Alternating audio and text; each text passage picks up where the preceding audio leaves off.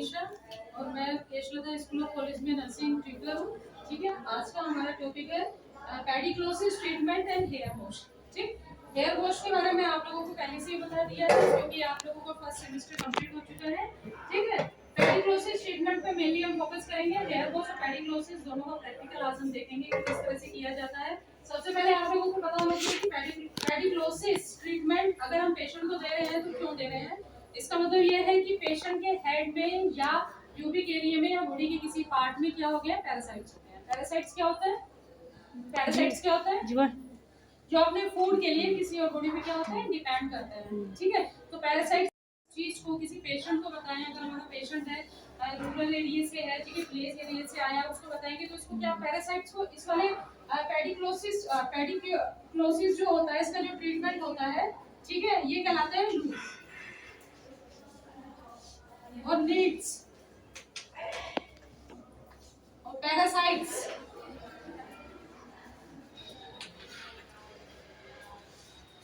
ठीक है, और इसके शुद्ध हिंदी अगर हम बोले तो इसको क्या बोलते हैं?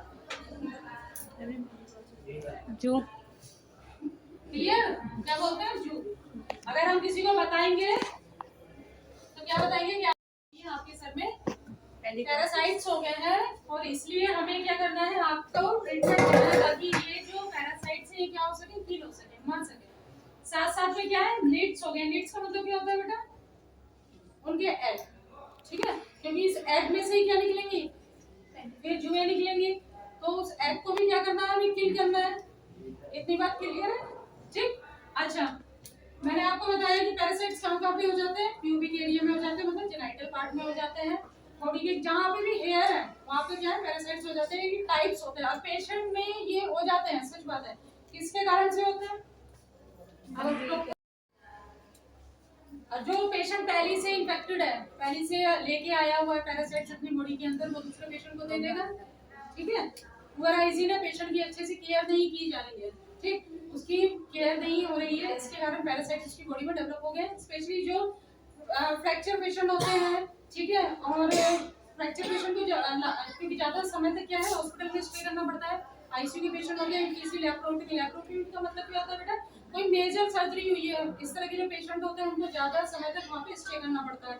अच्छा, कोई पेशेंट क्रिटिकल है और फीमेल पेशेंट है, उसका हेयर वॉश बार बार नहीं हो पाता है, तो हाइजीन प्रॉपर तरीके से नहीं होने के कारण उसके क्या है, हेड में पैरासाइट्स बन जाते हैं, ग्रोथ कर जाते हैं। ठीक है, तो इस चीज का बात क्या है कि पैरासाइट क्यों हम मतलब क्लीन कर रहे हैं, क्या रीजन है, जुओं को हम क्यों हटा रहे हैं उसके शरीर से।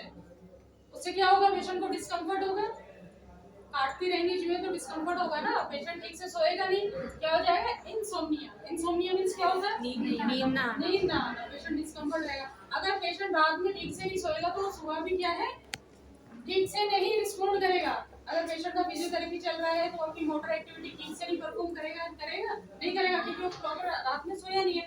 हम लोग भी अगर रात में प्रॉपर नहीं सोए तो मॉर्निंग में फिर हम लोग लिथार्जी रहते हैं, कमजोर रहते हैं, तो ये वाली कंडीशन पेशेंट में दिखाई ना दे।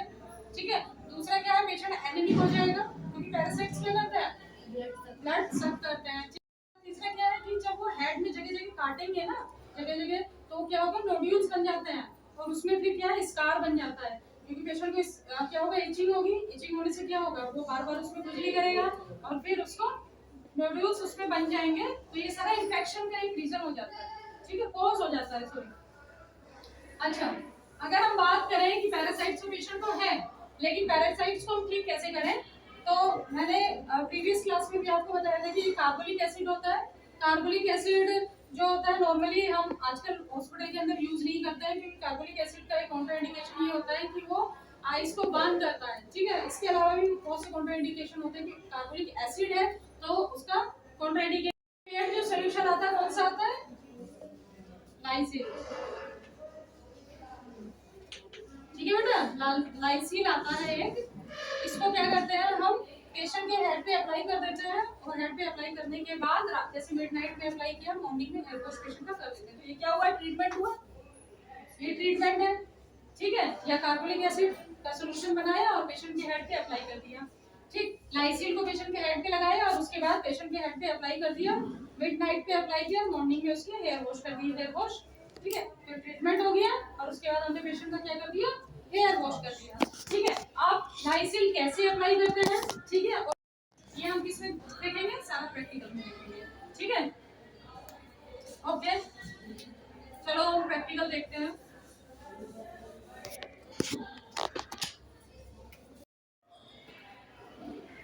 अब हम आते हैं प्रोसीजर की तरफ। सबसे पहले प्रोसीजर करने से पहले हमारे पास सारे आर्टिकल अवेलेबल होने चाहिए, ताकि जिस समय हम प्रोसीजर करें उस समय हमारा टाइम वेस्ट ना हो।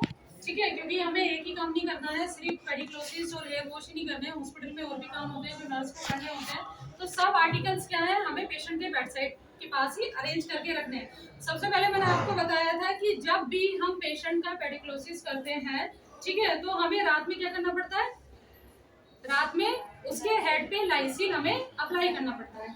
ठीक है, और लाइसिल अप्लाई करने से पहले हमें क्या करना है, पेशेंट को असिस्ट करना है, और असिस्ट करने से भी पहले हमें क्या करना है, डॉक्टर के ऑर्डर को पढ़ना है कि है कि डॉक्टर ने इस डॉक्टर से, जैसे हमने पेशेंट के सर में पैरासाइट देखे, ठीक है, हमने डॉक्टर से ये बात डिस्कस करी, ठीक है, कि सर इसके सर में पैरासाइट्स हैं, इसको हेयर वॉश हम कर सकते हैं। वो अपने नोट्स में लिखेंगे कि हाँ आप इसको हेयर वॉश कर सकते हो, साथ साथ में पेडिक्लोसिस भी इसको दे सकते हो। ठीक है, तो इस वाली कंडीशन में हम क्या करेंगे कि सर से नोट्स लिखवा लेंगे, फिर हम उस नोट्स को रीड करेंगे, फिर हमें पेशेंट को असिस्ट करना है। कैसे असिस्ट करना है, हमें पेशेंट को ये देखना है कि उसके हेड में कोई सर्जरी तो नहीं है, उसको हेड इंजरी तो नहीं है, कोई फ्रैक्चर तो नहीं है, कोई स्कार तो नहीं है।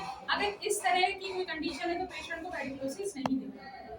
क्लियर है, उसको हेयर वॉश भी नहीं देना है। ठीक है, क्योंकि इस वाली कंडीशन हम पेशेंट को हेयर वॉश नहीं करा सकते हैं। ठीक है, ना ही पेडिक्लोसिस का ट्रीटमेंट दे सकते हैं। अब सबसे पहले हम पेशेंट के साथ क्या, क्योंकि हमने डॉक्टर के नोट्स पढ़ लिए, हमें पेशेंट को कंफर्म करना है कि जिस पेशेंट को हम, वो पेशेंट हमारा सेम है या नहीं है। ठीक है, सपोज करो इस पेशेंट का नाम क्या है, गीता है। ठीक है, तो हमें डॉक्टर की तरफ से ऑर्डर मिला कि गीता को आज हमें क्या करना है, पेडिक्लोसिस देना है और साथ साथ में हेयर वॉश भी करना है। हमने अपने नोट्स रीड किए, उसके बाद हम गीता पेशेंट के पास जाएंगे। क्लियर है, गीता हाउ आर यू, कैसे हो आप, ठीक हो, ठीक है। आपके सर में ना पैरासाइट्स हो गए, पैरासाइट मतलब जुड़ी हो गई है। ठीक, तो आप काफी लंबे टाइम से यहाँ पे एडमिट हो, आपके जो फ्रैक्चर हुआ है स्पाइन में, तो इसलिए जो पैरासाइट्स है इससे आपको प्रॉब्लम हो रही होगी, काफी इचिंग हो रही है। तो इसलिए हम क्या करेंगे, इसमें लाइसिल अप्लाई करेंगे। लाइसिल एक मेडिसिन होती है जो हम पूरी रात आपके सर में लगा के रखेंगे। क्लियर, तो आपका ये जो पैरासाइट रिमूव करेंगे हम, उसके लिए अभी हम आज करेंगे और उसके बाद 7 डेज के बाद करेंगे, क्योंकि एक बार ये लाइसिल लगाने से आपका पूरा ये जो पैरासाइट से निकलेंगे। ठीक है, तो अभी हम रात में आपके सर में लाइसिल लगा देते हैं।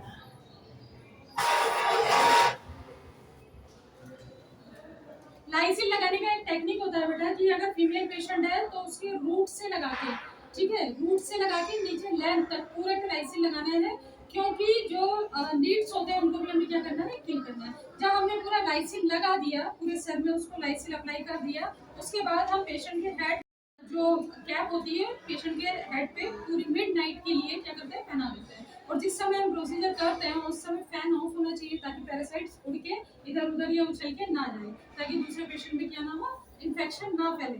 पूरी रात के लिए हमने हेड को क्या कर दिया है, कवर कर दिया है, और मॉर्निंग टाइम में हमने पेशेंट को एक्सप्लेन कर दिया है। ठीक है, तो आपको हमने लाइसिल पूरा अप्लाई कर दिया है, पूरे हेड पे लगा दिया है। अब मॉर्निंग में हम आपके सर का हेयर वॉश कर देंगे। क्लियर, सपोज करो मॉर्निंग हो गया, हम पेशेंट के पास आ गए, हमने पूरे आर्टिकल्स यहाँ पे अरेंज कर लिए हैं, तो हम 2 मैकिंटोश लेते हैं। एक मैकिंटोश हम पेशेंट के शोल्डर के नीचे लगाते हैं, ताकि उसकी लिनन क्या ना हो, वेट ना हो। ठीक है, और एक मैकिंटोश से हम क्या करते हैं, ट्रैप बनाते हैं। ट्रैप किस लिए बनाते हैं, देखो ये ट्रैप बनाते हैं, हेयर वॉश करते समय जो गंदा पानी है वो सब बकेट के अंदर आ सके।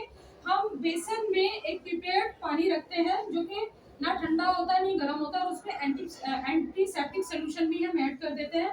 शैम्पू हमारे पास अवेलेबल होना चाहिए, और जब हम हेयर वॉश करते हैं शैम्पू होना चाहिए हमारे पास। और शैम्पू के साथ साथ जब हम हेयर को पूरा ड्राई कर देते हैं, ड्राई टॉवल से कवर करने के बाद, उसके बाद क्या होना चाहिए, हमें पेशेंट के हेयर को क्या करना है, कॉम्ब भी करना है, और उसमें ऑयलिंग भी करनी है, और पेशेंट को हेयर को क्या करना है, पूरी तरह पेशेंट को एकदम कंफर्टेबल पोजीशन में लेटाना है। चलो हम प्रोसीजर स्टार्ट करते हैं।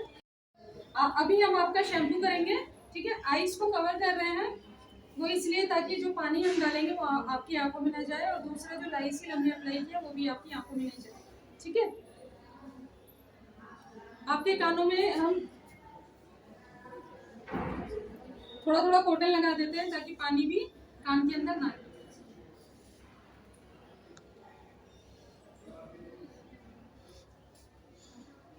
हेयर वॉश करने से पहले हमें जो हमने रात में जो लाइसिन इसके बालों में लगाया था पेशेंट के, उस सारे लाइसिन को हमें क्या करना है, पहले निकालना है। ठीक है, तो हमने